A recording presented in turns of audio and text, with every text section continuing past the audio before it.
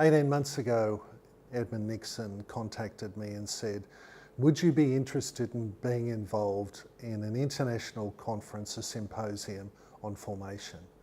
And I said yes. And we've been communicating over those 18 months about what that might look like. What we decided was that we needed to focus on the role of the human person as a core element of human formation and religious formation. So this conference has been about precisely that. It's been about how do we work with people, how do we work with formandees in order to help them become the best people they can. Before we get to charism, before we get to habit, before we get to ministry, who are you and how can we help you become the best person you can possibly be? That, in essence, is the call of this conference. We've used a lot of different techniques over the week, but at the hub of the technique has been, for me, in my role as facilitator, to always place before us the possibility that people in the group have good ideas, that people in the group have major questions. So we need to place on the floor major questions that they raise and good ideas that they raise. So in my role as facilitator, I've tried to use different techniques to get people to talk.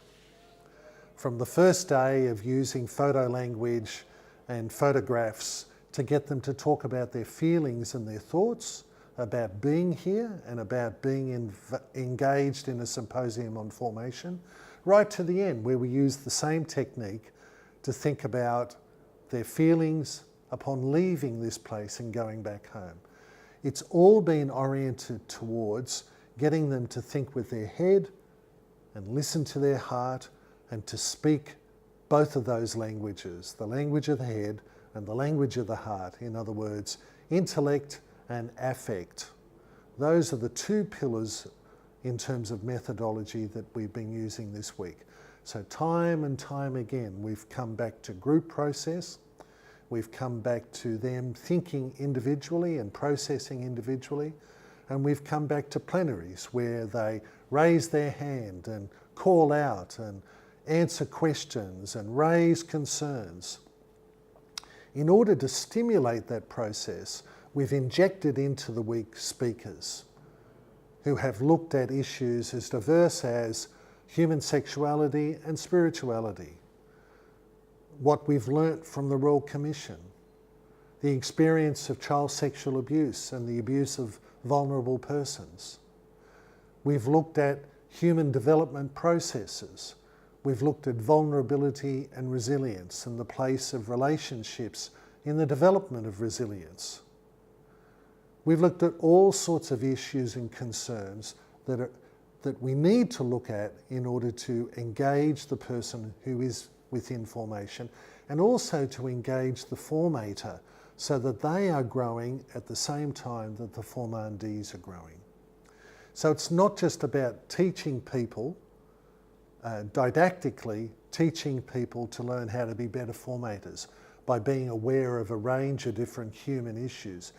It's also been a process of getting them to experience what it means to be in a group where formation is alive and active, so that they can experience the joy of formation and take that back. So at the beginning of this week, we started with the question of, when you think of formation, what thoughts, ideas and feelings come to mind?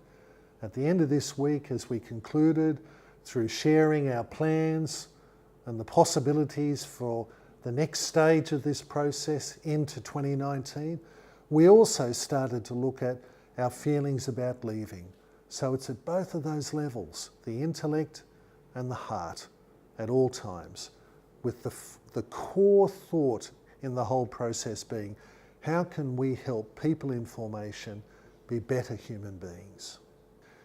I have witnessed in some very significant ways, and yet in other people some very subtle ways, major changes, where they've actually moved from a place of just thinking to actually feeling.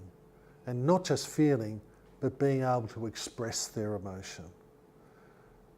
We've taken a group of formators who really do need to be in contact with their affect, with their inner life. And we've said to them, you can do this, and we can help you do this. So that's been the major challenge, and what we've seen through this process is not just the joy of people being together, which has been evident throughout the whole week, even last night as there was singing and dancing, but throughout the whole week, this joy of being together and learning from each other, of talking with each other and learning how different we are and how we do things differently. But there's also been the individual and the group process of changing, that we've been challenging people to change and they've been answering the call. And that's a most satisfying experience.